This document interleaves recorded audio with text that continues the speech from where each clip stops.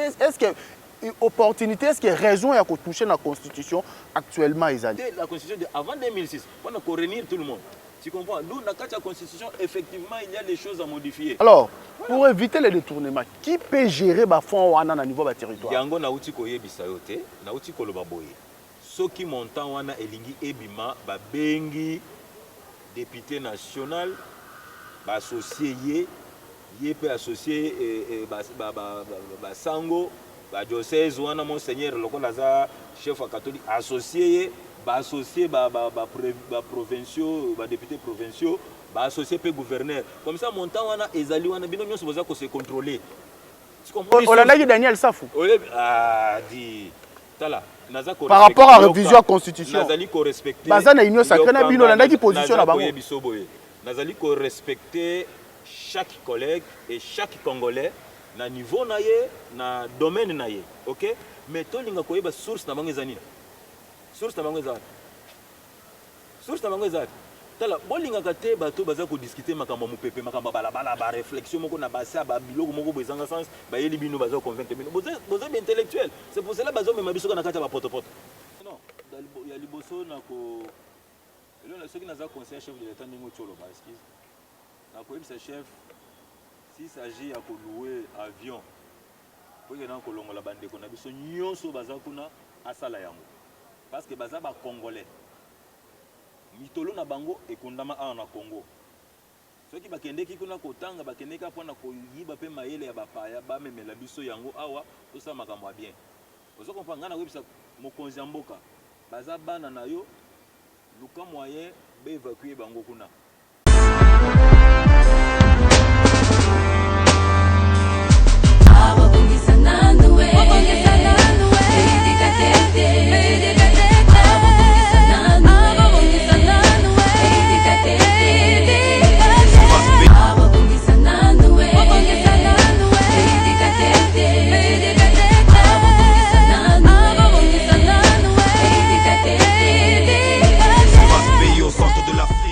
Très heureux de vous retrouver une fois de plus, fidèles téléspectateurs, dans le cadre de notre émission Sociétas, l'émission qui vous rassemble.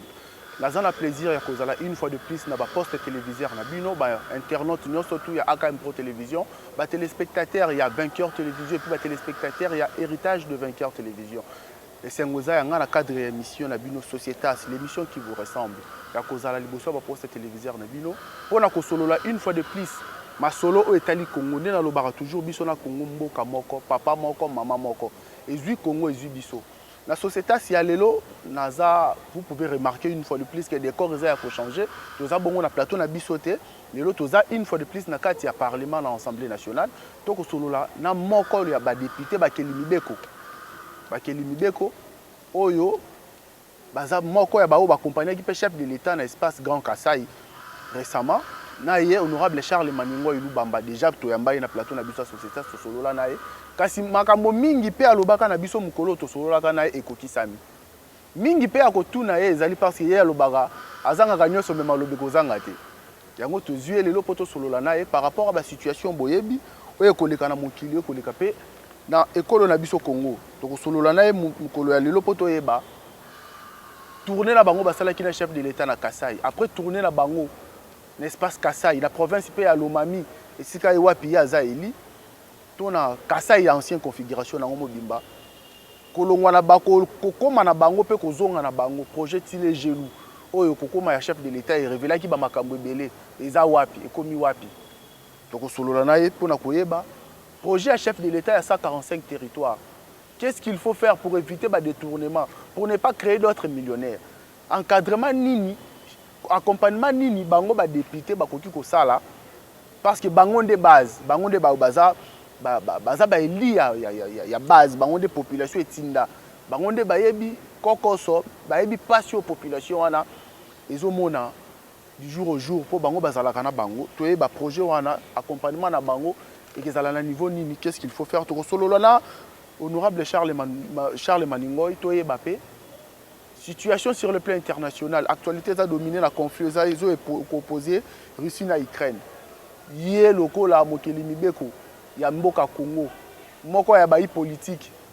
Position ya RDC koki kozala nini face ya conflit oyo. eza na niveau international. Et puis ndenge bandeko na biso to mona mingi ba noir o bakenda kotanga communauté congolaise eza munene na kati ya Ukraine bakoboya bango ba matana très po bazala évacuer vers Pologne. Qu'est-ce que le gouvernement congolais peut faire pour sauver la communauté congolaise ou vivre kuna to sauver la bongo pe makambo élection ba gouverneur o eza qui reposer? Qu'est-ce qu'il faut faire pour que la province na biso décoller? Et puis to kosilisa la pétition honorable Gratien de Saint-Nicolas Iratian Oyo a confirmé en tout cas pétition contre le président de l'Assemblée nationale Mbosso. Est-ce que la législature o ekozala kaka boye na ba perturbation o ekozala kaka boye na balotage ekozala kaka boye na instabilité? To kosolola yango bongo na honorable Charles Maningoy Lubamba na plateau na biso ya société Salelo. Bonjour honorable. Bonjour mon frère. Bonjour journaliste. Honorable Sengoza Yanga, une fois de plus il y a kozala na yo na plateau na biso ya société. Merci d'abord parce qu'il répond favorablement à l'invitation na biso malgré ba occupation, malgré ba makambo ebele, mon dimi quand même ko répondre à l'invitation na biso mokola lelo. Merci beaucoup ngape nazana sengo ya komona yo et puis ko yebiso quand même meilleur V 2022 meilleur V attaque sans ango ya ba fait essayer l'équipe mais les appels m'embêter meilleur V. Merci, merci pareillement. D'entrée de jeu honorable, il a aussi annoncé à début de l'émission, j'avais dit Torobandana otoye bananu ozala ki na délégation accompagnée qui chef de l'État Félix Antoine Tshisekedi na niveau il y a espace Grand Kassai une ancienne configuration nango et puis la province ya Lomami na province ya Lomami et sika wapi oza eli na Kabinda comment na bino na province ya Lomami c'est que vous avez vu là-bas ba révélation o ebimaki après kokoma ya chef de l'État na bino ba Kelibeko lelo oyo projet a-t-il les genoux province ya Kassai dans son entièreté dans sa ancienne configuration nango makambo ko lekandenge ni non makambo c'est nango deka makambo ezalaka ya solo to accompagner chef de l'État na espace Grand Kassai il fallait qu'il asa la tournée d'abord nga nazo mi pesa longonya na longa moko parce que naza moto yo na le kaka ba tamoko bo il y a ba 4 mois 5 mois ko loba que non tozo senga pe chef qui te pas na biso ata la ba situation o ezali ko leka na kati ya population na ye na kati ya espace na ye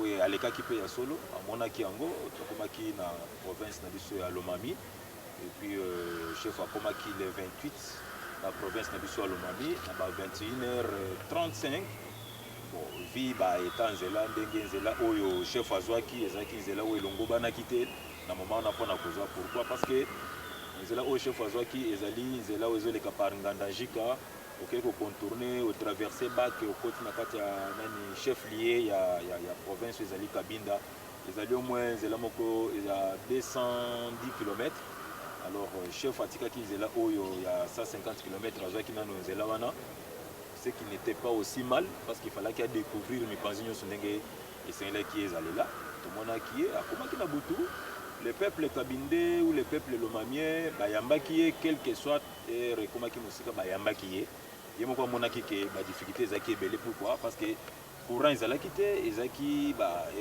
groupe électrogène moto ya bandaki kopé éclairage mais azalaki na biso to asolaki na peuple na ye asaki discours devant peuple et puis a prometaki peuple na ye to population na ye bana na ye ke te na kotika te na oyo nyonso azwaki meya wana kosala mosala ya province asali yango te na kotika ete na kokenene tiki no suka alors nyonso ezaki ba promesse alakaki et puis bon na ba 2h35 aye kolongwa po a rejoindre province voisine où ezali Kasai oriental Mbujimai voilà elekaki ndenge elekaki alobaki ndenge alobaki. Est-ce que kolongwa chef de l'État na lelo misalande zwaki moi ezalaki na moi ralenti est-ce que moi pinch moko ye est-ce que accélération comme est-ce que ba promesse ya chef de l'État eza ba accomplir yango lelo na pona population ya Kabinda nyonso te ngana lobaki na population na biso ya Kabinda province na biso ya Lomami jusque là même arrivé à chef mosala moko bando salema te nous devons être vrai mosala moko bando salema te et puis départ ya chef mosala moko emeki kosalema mwa moke côté ya quartier Nangai Kamukungu de bamekaki kobanda kosala mwa ba canalisation mpona mai ba terrassier et babandi kosala kuna mais bon na bainformation babisana ke frenaki mwa moke vi toyebi te wana eza nano entre parenthèses. Donc s'il faut dire tu les gelou na kati ya kabinda eza nanu te. Tu les gelou na kati ya kabinda etikala kozala te pe ezali te. Au moins ndenge chef azonaki na nsima boye je pense ntango mosusu akolargue de façon ke baactivité nyonso ekota vi banzela oyo ezalaki présente lokola yango eza babesoin mpona kobongisa yango. Je pense que akosala ye aza soki alobi asalaka aza na façon nasalelaka eza tikotaki te. Alors maintenant aujourd'hui qu'est-ce que vous pouvez dire par rapport à tournée wana attente ya population kabindaise, attente ya population à Lomami, eza nini pas chef de l'État? Attente ya population ya Lomami ya territoire nangai ya Kabinda ezali que situation est changée. Situation ko changer na ba point nini. Première chose banzela nan. Il faut échanger. Deuxième chose courant. Troisième chose maille. Quatrième chose batuba futama enseignement ezala correct. Batuba futama puisque pas nangai ti lelo ba misu bazo futama te. Ti lelo batu misu bazo futama te. Alors romoni ba situation nyonso ekolinga ke population anglaise la bien ndi où ils ont causé les pas chef va se sentir quand même que nos changements mobo ekoti chef ayaki chef akei eza lokola soki oyambi mokonzi na ndako na yo ata soki ozaki na garantie c'est là qui yo donc yo yambi chef quand même oyebi que non na futa garantie na ko renouveler garantie to na ba mois oyo nazaki nango arguer na ko futa bango bana amba ko parce que chef alekaki toza sûr et certain lokola chef ayaki lokola chef alekaki makambo bien kozala je crois ça. Vous croyez à ça? Merci beaucoup. Honorable, tout le sujet d'abord, parce que tous à la carte à niveau de la province, honorable Charles Maningo, bino de base, parce que bino bouti, na ba campagne na bino électorale, tant que ça la rabo kitaka, ba place oyo, ba tout mususu, même ba ministre mususu ba komakate. Bobi réalité vraiment, il y a base, réalité à ba territoire, réalité à ba province. Réalité, il y a des secteurs, il y a des districts qui sont vivre. Le chef de l'État, Félix Antoine Tshisekedi, il y a des projets, il y a 145 territoires. Mais parce que le chef de l'État a souhaité développer la base. C'était ça, au fait, le souhait du chef de l'État, développer la base. Donc, il a développé le territoire. Mais il y a une chose qui est ça. Quand on a détournement à Bambongo, Bambongo est au niveau de l'État. Comme on a Bambongo Kobunga, na misala au chef de l'État ko confier na ba conseiller na. Vous étant que les élus du peuple, ba député, pour éviter to kweya ke mbongo bunga ki fulani yiba ki songola détournaki. Qu'est-ce que vous pouvez dire comme quelle est votre proposition dans le projet à 145 territoires pour la réussite totale parce que vous accompagnez la vision du chef de l'État, vous allez partager aussi son bilan. Alors pour RATT, proposition que vous allez dire. Merci beaucoup pour la question. Il y a des personnes qui ont fait exemple que à des fois l'amour est avec. Pas? Quand on dit que l'amour est avec, c'est-à-dire vous avez se lancer dans loko, vous avez confiance en Moutouana sans arrière-pensée à Moutouana. Mais ce qui est comique que non, Moutouaza soit avec l'été, à Fongoli Misu, c'est-à-dire manque de confiance quelque part. Ou pas à constater que non, Berer Moko et Salemaki à Fongoli Misu.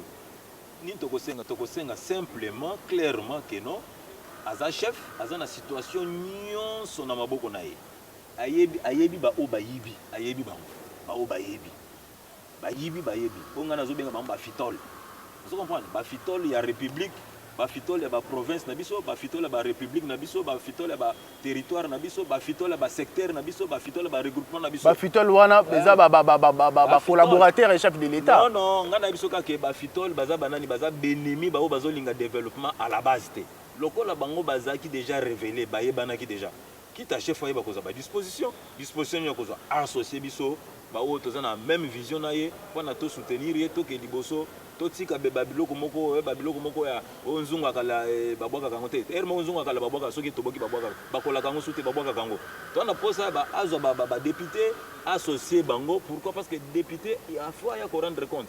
À quel niveau les députés peuvent être associés? À niveau nini les députés bako za la associer pour accompagner vision à ce niveau on a koyebiso que quand le montant il y a territoire réseau linga kobima il faut député azala au courant ya koyeba ke montant tel ezobima pour na territoire nangai. OK amoni eske bimeli amoni pe banque oyo ekoteli voilà C'est-à-dire, député faut l'associer que non, yaka. Par exemple, on a un territoire à Kabinda. Ok? Territoire à Kabinda. Dans un territoire à Kabinda, Batangi, boza combien? Boza mi balé. Boya. Bino nyos mi balé boye. Pato mi balé na ko wanate. Baye, montant na bino ya territoire na bino yangoyo. Lokola montant territoire na bino yangoyo. OK. Écoute na banque ni, écoute na banque oyo. Net banque a TMBP. TMBP bino penza TMB faut tota makambo na bino. Pas bo futa ba il faut bato ba landa bino na sima. Tu comprends? Alors ce n'est pas bon. Montant ikokota wana ya territoire na biso to koyeba ko landela. So iba kotisi montant wana ya territoire. Ba député national ba moni yango. Tokiti tozu ba député provinciaux ba moni yango. Tokiti tozu monseigneur ba oya territoire to associer bango na kati wana. Ezaka territoire na ngate. To associer bango na kati ya lisolo wana. Okomona ke suivi et kozala bien. Pourquoi? Parce que moi yo ibezate, moi ngana ibezate, moi ibezate, biso na biso ça ko se contrôler. Alors, pour éviter les détournements, qui peut gérer ba fonds wana na niveau ba territoire? Yango na uti ko yebisa yo te, na uti ko loba boye. Soki montant wana elingi ebima ba bengi député national ba associé ye pe associé ba sango ba diocèse wana monseigneur lokola za chef catholique associé ba associé ba provinciaux ba députés provinciaux ba associé pe gouverneur comme ça montant wana ezali wana bino nyonso boza ko se contrôler. Tu comprends? Boza ko se contrôler. So yebi ekotaki 10 000 na 10 000 photo sani. Vous comprenez? Na 10 000 photo sani. To réhabiliter ba bâtiment kala ou pas, tu as la possibilité de construire un nouveau bâtiment. Bino nyonso bo fandi d'un commun accord. Puis à la tête que moi je suis doyen moi. Non, pas ça. C'est ça, c'est simple à le faire. Mais ce besoin que nous pèse à côté, bah fitol ba kozaka trop 12, mawa trop. Bah fitol ba kozala trop, mawa trop. Honorable. Une autre question, voir niveau ya population ya Kasai na ancienne configuration nango. Ba doléance ba pesa ki et pas chef de l'État alors il a tourné na ye.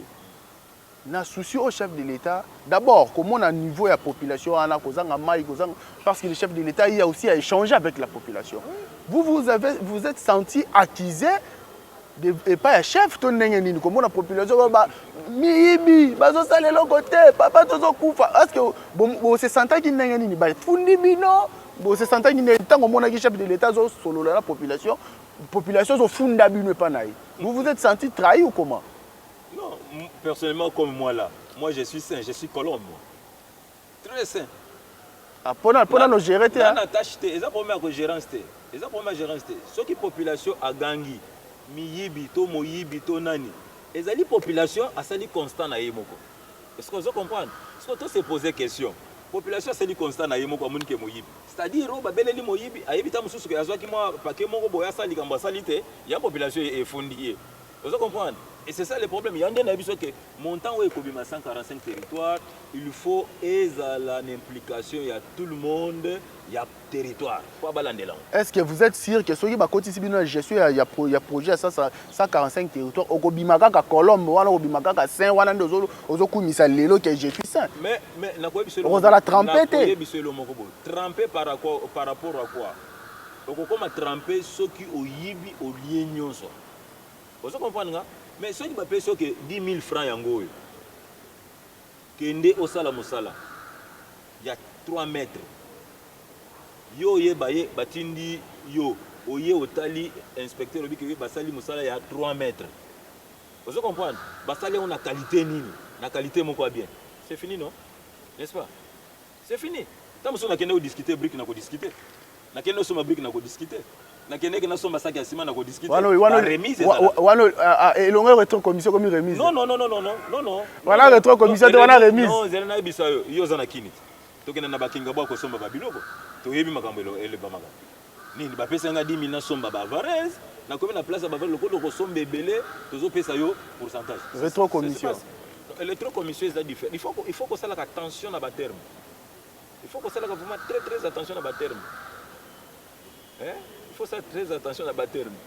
Ça va, honorable Charles Manu, merci beaucoup. Tu as quitté sujet à Kasai. Tu as quitté un sujet politique.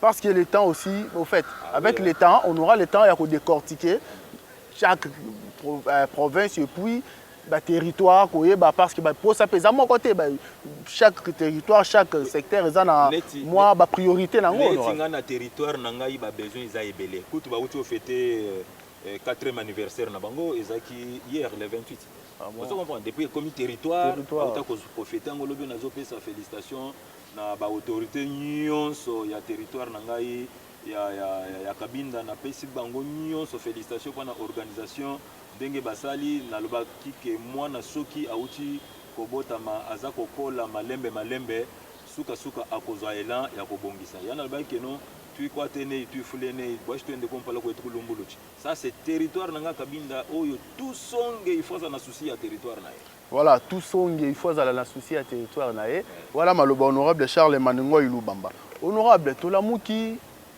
avant-hier na lobby réseaux sociaux totali pe na ba TV moko ya baninga na bino moko ya bakeli mibeko honorable Steve Mbika azana bino pe na union sacrée aye na proposition de loi ya ko changer constitution ba komisa mandat ya chef de l'état et longwa de 5 ans à 7 ans est-ce que lelo oyo na makambo RDC ko vivre na nyonso yo population ko mona changer de mandat à chef de l'État de 5 à 7 ans, ça peut changer quelque chose. Est-ce que opportunité, est-ce qu'il y a raison à toucher la Constitution actuellement, Isali?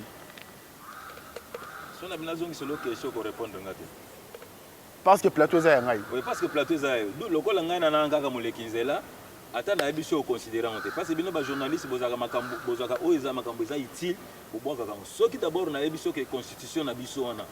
Constitution ou yabiso RDC normalement il faut tout rechanger son yabiso constitution ce que le bio tant la constitution na ko yabiso ezana article il faut modifier bozo reprocher ni la constitution oyo kende malembe na sali ko terre fallait que na elango na bando l'action comme une point oyo ezaki traité na temps ya San City pour na ko sala boye o ezaki traité pour na ko sala boye pour na ko garder série à 1+4 pour na batu baza les réunis depuis batu baza réunis tozaka na constitution na 2000 combien 2006. 2006, hein?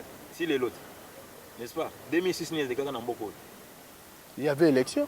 Avant élection. C'était la constitution avant 2006. On a réunir tout le monde. Tu comprends? Nous, dans la constitution, effectivement, il y a des choses à modifier.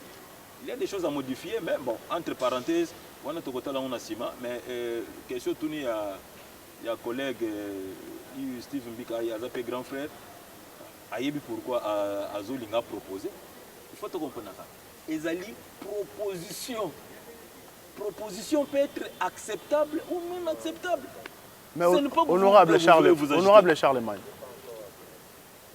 kaka na mboko yo lelo aza sénateur le professeur Évariste Bouchab ma bouge ma bilingue ayaka na proposition avant élection il y a ko changer constitution batu bakufa pour na constitution wana lelo batu lelo bino na union sacrée boye na état de droit lelo oyo batu loko la ba colonel Karine Lokeso akota boloko pona liwa ya Rossi Mukendi oya kufa ki pona ko défendre la constitution pona ko luka état de droit mais quand vous voulez changer cette constitution est-ce que boko raisonner bato ba kufa ka pona ko défendre bolingo botambola likolo bibembe na bango bino ba journaliste boya keri moko na makambo moko bozoni ka komelisa bato makambo balobité olobi nanga bien que votre collègue oui. a proposé proposition a proposé eza idée naie parce que oyo a appuyé non on a appuyé té naie biso que il y a d'autres choses qu'on peut changer dans la constitution il y a d'autres choses français il y a d'autres choses qu'on peut modifier mais si il y a une proposition ezali opinion naie ezali c'est-à-dire sentiment naie la proposition c'est quoi naki koya na proposer bino to lamba fufu ya manyoko quitte à vous d'accepter ou pas de refuser il faut l'accepter avantage. Mais tu vas comment Steve Mbika, tu vas comment l'union sacrée il a changé règle du jeu pendant que les élections approchent. Par rapport à quoi? Règle du jeu par rapport à quoi? Par rapport aux élections, c'est comment le Bolivie changer règle du jeu? L'union sacrée par exemple. Yo le kaka yo yamba kinga yo le biki union sacrée ngone zo panza. Yo kaka. Et panzani depuis to segné monsieur Sali combien de mois? Yo. Olandaki Daniel Safou. Ah di tala. Par rapport à la révision constitution, nazali ko respecter bazana union sacrée na bino landaki position na bango. Nazali ko respecter chaque collègue et chaque Congolais na niveau na ye na domaine na ye, ok, mais tolinga koyeba source na bango eza nini, source na bango eza source na bango eza tala bolingaka te bato baza kodiscute makambo mopepe makambo balabala ba réflexion moko na basa ba biloko moko bezanga sens bayeli bino baza convaincre bino boza bien intellectuel, c'est pour cela bazo mema biso na kati ba poto poto parce que balobi yo zui non, assis-toi en tant que intellectuel, mais ça tanga calme même yozo constitution na banda ko tanga malembe on comprend. Donc pour l'honorable Charles Maningo, changer la constitution aujourd'hui est opportun. Nalobi, écoute-moi. Quand tu dis changer la constitution, c'est-à-dire on doit tout changer. Parce que c'est la proposition de Steve Mbika. Non, mon frère. Quand Steve Mbika dit que non, il faut changer le mandat de chef de l'État. Est-ce que la constitution ces banda englobé le changement il y a mandat chef de l'État? Non. Non. On se réfère à l'article de la constitution. La constitution est composée d'articles. L'article 58 est lobby que le peuple congolais a se réjouir. N'est-ce pas? L'article 74 est lobby que le chef de l'État peut faire ça. Limite. L'article 94 est lobby, c'est ça. Mais quand on dit que le chef de l'État, son mandat est de 5 ans renouvelable une fois. N'est-ce pas? Parce qu'à toucher place on a le bino, ça peut être. C'est la proposition, mon frère. On parle bien français, c'est la proposition. Une proposition peut être acceptée ou non acceptée. Selon vous, proposition wana, est-ce que ça est bienvenu dans le contexte actuel de la politique à RDC? Pour le moment, où ils ont intéressé, ils ont minute on est fandi, ils ont kabinda. Ah oui. Ils ont kabinda nangai, ceux qui ont tenu que non, na minute on a kabinda, ils ont ni basi basaliwa na kyoloba. Mais ils ont été comme melanga baboyebo. En plus, pendant les vacances parlementaires. Mais bientôt rentrée parlementaire. Bien sûr. Tant que vous avez un déotier sur micro, d'accord répondre. Merci beaucoup, honorable Charles Maningo. On avance. Na c'est la rosa l'émission parce que malobezang a raté. Mais non. Le problème na bino pe bopé ça longo ni atena mutolo ba imakambo salemaki. C'est ça le problème. Je le dis na ebandeli émission nanga, je dois être sincère. Je dois être sincère parce que la première fois tous allaka na awa kaka na esika o to salaki émission na yo makambu o lobaka na ngai parmi yango lobaka kendeko zala calmera mekelongwa. Lelo toza les premiers max gouvernement lobaki ya kolongola ram. Donc tozo zela to ebiki lelo tito la ram esili. Ceux qui remercient, tu rebêtes l'honorable Charles Mani Maboko parce que l'obaki qui est tout quitté, tu continuer jusqu'à ce qu'il rame. Oui, Maboko va pas il faut y aller à champagne. Mais comment? Merci beaucoup. Pourquoi pas? Et ça problème honorable Charles Mani Ngoy. Toi qui est là sur le plan international parce que ça nous concerne aussi par la population congolaise, communauté congolaise na niveau Ukraine le baza ebele. Conflit entre Ukraine et la Russie. RDC na position na biso tozaleli. Charles Maningo se retrouve aujourd'hui conseiller ya chef de l'État. La situation oyo conseil ni nokoki ko pesa position ni nakoki kozwa na situation actuelle. Conseil tout à sachant position RDC par rapport ya ba pays wana nyonso tout. Mais non, il y a liboso na ko ce qui nous a conseillé chef de l'État Ningo Tcholo, excuse. Ce chef, s'il s'agit de louer avion, pour que nous colongo la bande de Konabiso, nous sommes à Salayango. Parce que Baza ba Congolais. Mitolo na bango et Kondama a na Congo. Ceux qui bakende qui kuna kotanga bakende ka pona ko yiba pe maele ya bapaya ba meme la biso yango awa tout ça makambo bien. Vous comprenez ngana webisa mokonzi mboka. Baza bana na yo luka moyen ba évacuer bango kuna bazongela biso awa tofa na biso awa vaut mieux toza na mboka na biso ata tolie matembele na moni ndeko na nga boye na sepeli ke ndeko na nga kofela mosika ta musuba ko sala nini bazonga awa na mboka na biso na position zo ibisanga ba position ya RDC na bato wana mais RDC zo ka ba problème awa na ba estat zo ba problème osoka ke mboka mundele moko ekotia eso soka ke mboka moko mundele kuna ba risu wana ba Ukraine wana ba yawa bake na est na biso kaka biso toke makambo na ba ya makambo na bango mo bapota na makambo na bango kuna biso tofa na makambo na biso tous tala RDC zana ma besoin oya biso moko tana besoin na ba policier na biso bazala na bien vous comprenez ba policier na biso bazala bien ba policier biso bafuta ma ba soldat na biso bazala bien ba soldat biso bafuta ma batambola pe bien tana posa ke ndoko makambo na bango te ba bafana makambo na bango biso pe tofana makambo na biso ya Congo totala oyo ezana makambo ya Congo pour le développement ya Congo. Pour moi, ce que je peux te dire c'est ça. Makambo okota wana non. Diaspora congolaise en Ukraine les a troublés parce que bazo boya baza vraiment inquiété parce que bazo boya bango bakota na ba train évacuation ba kende Pologne. Yo étant qu'élu du peuple bawana baza bandeko na ba compatriotes na yo. Message ni nokoko a lancé na bango oyo na présentement au baza na kati ya Ukraine. Message ni nokoko lancé na bango pour na ko réconforter. Présentement pour na ko réconforter bango na ko yebisa bango basanga na place moko biso il faut tout mon ministre affaires étrangères. Je pense que l'ambassadeur est ukrainien, n'est-ce pas? Il faut bailler biso nanu pourquoi bazo lingate ba peuple congolais bazakuna ba kota na batterie na pa ba kende Pologne. Pourquoi? Baza ba pukuté o ba kozala sacrifier? Non.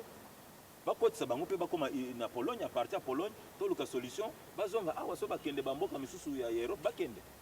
Il faut ndé likambo ya ministre affaires étrangères collègue nani Lutundula akota ndé moment ya kosala makambo yango. La diplomatie moment yango c'est le moment ya ko se marquer ya ko tia point moment yango c'est que bande ko na biso boza la makasi bomi lembisa te boza elika ke bozobima bokota Pologne après Pologne bokende bamboko bomoni ke kimia kozala ba ba kolinga bazonga RDC po RDC kala mingi te ezobonga nango boka makampamba ezobonga ezoke pena ko bonga ezoke na ko bonga mboke se kufa eke no oui mboke kufa na pa bato bayibaki mabulu nde eleki ebele vous comprenez? Ah oui, mboke kufa ki na raison koloba puisque nani abosani ki mboke kufa nani abosani yo bosani mais et pas mboke kufa mais ba potisi mo woyi maboko na poche ba bimisi 100 jours ba bimisi etile gelu ba bimisa pe 145 territoires wana na mbonga mo woyi kasi eza koloba nini nali na yebiso tant ozoloba ke mboke kufa lingi koloba nini parce que yo omoni makambo susu bosuka kaka bokenda ba province mususu te vous comprenez? Pour que la province nous suste, la province nous sunde pour comprendre que mboka oikufa. Quand on parle que mboka oikufa, c'est-à-dire dans chaque domaine. Vous comprenez? Aucun domaine à Elengezate, aucun domaine à Elengezate. C'est la RDC et dans domaine moko qui peut se Elengete. Donc rien ne marche. Il y en a qui sont Elengi. Vous comprenez? Elengi. Et là, quand on la bien zate. Elengi a coupé sur Elengi, net boso que bina car cacao, bimika na cara, au pour comme ça qui va. Il faut s'abanzer la copone. Nena kama nana kama eloko moko bona tambo nango ya mawa bakabelanga mais po faut lukanzelina ko pamba te roti letikal yo ba kemboko neza bien yango ana raison ko ba kemboke kufa merci beaucoup mais tozo ça l'effort que na boy ko cha maluba eh oui ko cha maluba honorable milio ba yibakala bali na kata AFDC bazar nakana ni AFDC parti na bino mi tangelanga mi balemisa to yebi bato soki mboke kufa président na bino baati lukwebo baministre nyonso baministère nyonso tu ata lelo bilan na ye na baministère nyonso tu atambola wana eza bien otika koyoka na télévision babimi balobi ke no baati lukwebo ayibaki bo donc na régime ya Kabila bato nyonso miyibi baati lukwebo nde mosantu nakoyebiso boye omona na régime ya Kabila c'est pas dire que Kabila azaki mabe. Et c'est pas dire que oyo bazaki wana ko exécuter bazaki mabe. Ce sont les conseillers. Ozaka na plénière moko ezaka. On a révélé kanga bi 10 500 $ moko euti province nanga po ko convaincre na domaine mobo. Ozalaka to zakate. J'étais là. Tu étais là. Est-ce que ministre ayebaki? Na tuni question ministre ayebaki. Ministre ayebaki te. Mais ce que komaki na CCC ya ko yebande. Ba yebeli ka dossier signé. Zoka ni basi baliaki ba fitol. Donc, ils ont confirmé les lots qui est battu le coup et clean na gestion à Kabila. Merci beaucoup. Au moni d'abord ce que ils ont tanga battu le coup na zo moni to lingo fingela ngai makambo ebele. Puisque na finga kata. Non, au moni ko finga intellectuel les alliés. Na ko biso ke battu le coup pourquoi battu bayina ke? Parce que aza sage. Aza mayele. Aza ko biso bino makambo eza clair. Sagesse na eza parmi ko trahir Kabila ko kende union sacrée. Sagesse na yango wana asala ko trahir Kabila te bati lukwe babengana na PP na AFDC na PPRD yo biango te tuna bango bati lukwe babengana ye na kati ya PPRD babengana ye ke poani babengana ye mais non écoute-moi soki tembe na facilité tâche na matano awa na Sénat opposer question babengana ye eza lokola leo na kata union sacrée. On a besoin de permettre un chef de l'État. N'est-ce n'est-ce pas? Oye pembe nanga poto ça mosala. Mais ezana banchor o vie Denis Kamba elobaka bandoki basoro. Basoro diongo bazana mosala manga bakali moto alekate. Ba pesa ba ida bien te po makambo ke bien. Nde makamba sala ki vie bati. Olingo bani. Ba ye bani kuna mais lelo batikala kuna ba panzana. Bitumbe kote libango. Ozoka ngote. Honorable, déjà quand on a signé il y a président il y a Sénat et puis président ya FDCA bandeko ba tu le poebo. Bon moni que dernièrement maman ba ya qui a partout l'élection au gouverneur. Bon dribbler ba ninga na kati ya union sacrée. Dribbler banani. Bon dribbler ba ninga na kati ya union sacrée. Bino moko bozu 4 vice-gouverneurs. Bisu tangelanga bisika. Je ne plus la liste ici, mais j'avais vu la liste. Vous avez 4 vice-gouverneurs, un gouverneur moko. Apparemment, la kati ya union sacrée, il n'y a que vous. C'est ça le problème avec vous aussi. Vous voulez faire des choses sans comprendre le contenu de la chose. Dans un moment où il y a des quotas, dans un moment où il y a des forces politiques. Ok? Toyokana Kinil. Ceux qui m'ont demandé pour réclamer, et comme ils sont, et comme ils problème, je réclame au Toyokana Kingana. Ceux qui Toyokana Kingana, que non, il y en a 17h au Salaboy, comme 17h, comme 18h au Salaté. Je dois réclamer. Où est le mal? L'élection à gouverneur. C'est ça que je te pose la question. Où est le mal en ça? Ceux qui te réclament, où est-ce qui droit en abisso? Na FDC, te réclamer, où est-ce qui droit en abisso? Tu peux s'engo Tokyo réclamer, tu es wana bati comme mabe. D'où ceux qui baza rouler bati wana batu babeti mabo. Mais ceux qui bati réclamer, batu ba comme mabe. Bati comme mabe. Ah, boti ka bilo kwana. Honorable, l'élection à gouverneur. Oh, bah tu ko reporter. Oui. Qu'est-ce qu'il faut faire? Pour faire quoi? Pour éviter, parce que quand il y a une union sacrée, je l'ai toujours dit, le chef de l'État, l'Obaka Kenon, la province de Bisso, ils ont peiné pour décoller. Quand il y a une union sacrée, ça la paix, la province est retardée le développement parce que le projet belé à gouverneur et quoi on a une pétition, on ne peut pas union sacrée. Qu'est-ce qu'il faut faire maintenant? Pour tous les gouverneurs, pour accompagner le chef de l'État, pour réaliser le développement de la province. Pour la tête qui a continué une semaine après pétition, ailleurs lobby, un mois après pétition. Pour éviter tout ça, qu'est-ce qu'il faut faire pour que la province de Bisso se relance, le gouverneur va continuité à l'été comme il se doit. Ce qu'il faut faire, c'est quoi? Il faut mettre quelqu'un qui est capable. Kocha mutu oyo akoya ko prendre té ndenge ni bakofandisa na fauteuil ya ki gouverneur. C'est-à-dire mutu aya ko prendre té ndenge ni bako diriger territoire nani province. Non. Il faut que kocha mutu azali capable asabi ba tic tac ayebi déjà que province ils ont un problème boy, ils ont un problème boy, ils ont un problème boy, ils ont un problème boy. Comme ça, à ça, plan d'action dans la province, à mettre devant gouvernement central. Vous comprenez? À expliquer aux députés provinciaux, aux députés, à s'adhérer, à marcher ensemble. Les autres, quand vous avez na place à la lobile, place à aller à lobila. Vous allez apprendre que en tant que gouverneur, il faut X. Non. Toi, on n'a pas ça, vous êtes capable de faire décoller. Toi, on n'a pas ça, mais moi j'ai les documents, il y a miyibi misusu ba yiba mbongo il y a ko faire décoller dans la province. Pourquoi ça ni? Bozo ka miyibi bozongi ça. Non, on n'a pas besoin de ça. On n'a pas besoin de ça. Toi on a besoin mutu même yo, même ndeko nanga temi kuna Maurice.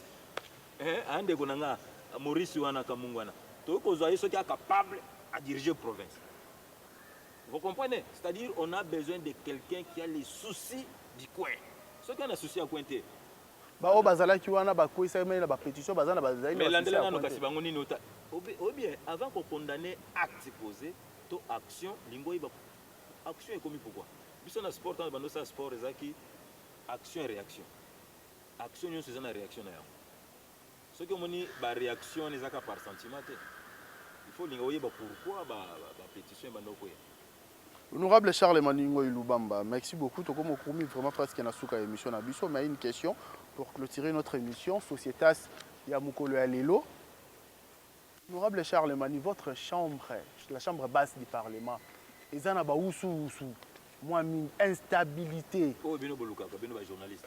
Bisso tenga na la pétition nazana makaza osa la pétition je crois que mon ami mon confrère qui est là Patrick Mwamba code du parlement ko contredire ngate journaliste a initié pétition la force nini mais chambre na bino depuis bobandi beaucoup ici mabunda botie mboso mais lelo oyo honorable Gracia Irachan a une pétition et puis a confirmé yango na moko ya et bah radio na biso ya place awa, il a déjà 70 signatures. Azo reproché na mboso makambo oyo bayokanaki ba recommandation basalaki na commission de défense et sécurité pour na koluka kosilisa guerre na est moko te eza appliqué et pour président Mbosso azo défendre ba membre du gouvernement au lieu à soutenir ba député parce que yé moko aza député. Lelo oyo instabilité na chambre na binoane eza dia nini? Parce qu'il faut que le bac non, eza première pétition te. Honorable Adrien Poba pas avec une pétition moko contre Mbosso récemment. Qu'est-ce qui fait que à chaque fois chambre na bino eza na moko ningana bongo? Eza bato batondaka te. Eza bato batondaka te, eza bato bazaka pressé na vie, eza bato yo balinga kozela madeso ebela te, pa balia madeso bien, balingi madeso batie ba bicarbonate. C'est-à-dire quoi? C'est-à-dire oyebi proposition yo soboko proposer. D'abord question na zo meka ko répondre ngo parce que on a te que nazangi ba argument. Mais toza ba pétition na baza ko sala ngo quand moment ya vacances parlementaires. N'est-ce pas? C'est un moment de vacances parlementaires. Parce qu'au moment de vacances parlementaires, au lingo reproché ni na chambre. Mais Mabunda pèse avec une vacances parlementaires. Mais c'est là qui retourne. Vous avez la session extraordinaire. Ah mais est-ce que tout session extraordinaire est exact? Tozo c'est les 15 ans tozonga. Ceux qui tozongi les 15, ba moni que ba solution, to ba proposition ya sortie ya ba il y a la guerre, et c'est limité. Là, c'est Baki qui a raison. Mais ce n'est pas le moment. Ce n'est pas vraiment le moment. Vous êtes en vacances, vous êtes en vacances, vous êtes en vacances. Attends, viens, vous êtes en vacances. Vous êtes en vacances. Ayaka. Et vous êtes en vacances. Oui. À ça, vous êtes en vacances. Aïe, petit. Ma paix matin. Il faut que vous répétez un peu matin. Tu vas tu as une résolution boy. Tu as une résolution boy. Tu as une résolution boy. Pourquoi la résolution est là? Ils ont posé les matins. C'est alors que le col est salamité, tu as un règlement d'ordre d'intérêt dans l'Assemblée. Et le banabiso ni un article. Tu as appuyé yango. Tu as appuyé. Je pense que tu as appuyé un article. Tu as appuyé un article 174. Il y a qui tchaka battu sur KO. Vous comprenez? Mais ce que vous avez dit, c'est que non, tous à la batte, frère. Et puis pour un député, à Sali, Moussala a reconnu la Constitution et puis le règlement intérieur, il doit subir des menaces.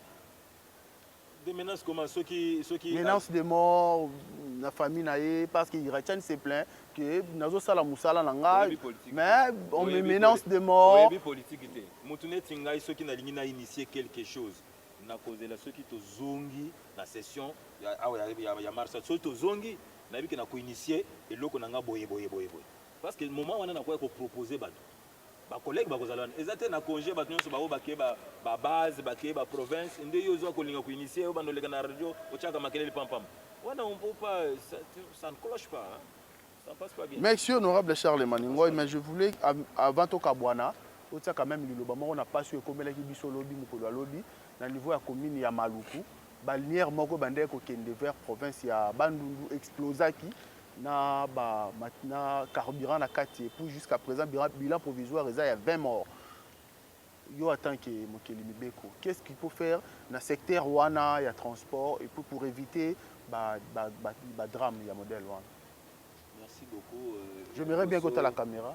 Oui, je souhaite d'abord mes condoléances na ba Congolais nyonso, puis ba kufi ba Congolais neti biso. Et puis mes condoléances na ba famille ya bandeko yo ba père Rebomo na bango. Vraiment Nzambe na bomo abatela biso, a fortifier biso, a pesa biso makasi. Wana eza message ya liboso ya mibale na koloba boye que barnière wana il faut tomeka kotala ngo bien. Honorable Excellence Chéribin Okende, grand frère, fongola na liste na biloko wana. Nayebi ko fongola déjà liste. Nayebi ke okotaka ba 6 heures otala ba bazo sa musana ba basa musana te côté na pesio penza longonya. Mais ba barnière wana bazo chaka ba charge wana. Il faut ko linga ko yeba nini eza na base ya barnière wana epela moto. À des fois, il y a des débordements, il y a des marchandises. À des fois, il y a des tout ça, il faut pas revoir yango. Il faut pas revoir yango. Bino pe ba kolo ba barnière. Moi, ça quand on a loco soit comme ma biloko belete. Parce qu'il y a des gens qui sont en train de ceux qui se rechargent trop. ça peut toujours créer des incidents. Ce n'est pas aussi bien na bande konabiso. Bota la quantité ya marchandise boyo comme mapona ko koma na destination malamu et puis bo batela pe bomo ya bande ko bozo mema. Baza bande konabiso. S'il vous plaît ba bande konabiso. Ba misu batiki ba boy ba bana, ba misu batiki ba basi, ba misu batiki mibali, comment que c'est la passe. Vraiment naza de cœur nabino Nzambe ayebaka ko fortifier biso nyonso zaka balekinzela. Nzele yelaka to yebaka te. Nzambe moko ndekolo lisolo na ye. Nzambe moko ndekolo lisolo na ye, c'est ainsi que prend fin. C'est ici que prend fin notre émission Sociétas ya mukolo ya lelo. Nazalaki na esengo ya kozala devant poste téléviseur na bino pour na présenter bino accompagné na honorable Charles Maningo Lubamba. Honorable Charles, merci beaucoup en tout cas la disponibilité na yo na émission na biso. Ce qui lilo basuka eza pour na clôturer. Merci beaucoup lilo basuka ezaka na sepeli ningo ya mingai na sepeli na mission na sepeli na nyonso eleki. Oyo yabiki na toutes ces libaku à limbisa bala sima ta mususu libaku ne kotuta mate mais nazo senga que dimanche il y a les 8 il y a les 6 plutôt les 6 mars et cause la messe na biso ya action de grâce ya tout mwana ya musonge nyonso na Kabinda mwana ya province ya Lomami territoire ya Kabinda monseigneur na biso azali awa akosala messe na diocèse na biso ya Kisasa awa o nyonso bike ozana kata Kisasa oko ya na messe wana tokutana kuna tokomisa nkolo Nzambe na bomoi azwa lokumu na ye. Merci. Nzambe na bomoi azwa lokumu na ye. Merci beaucoup. Émission na biso komi na suka botika la brancher na programme ya HV télévision, botika la brancher na programme ya Vainqueur télévision et puis bo s'abonner massivement na chaîne na bino YouTube AKM Pro télévision, bo partager, bo liker ba vidéo pour encourager biso to kende liboso. Merci beaucoup qui me umela na mabota na bino. Merci.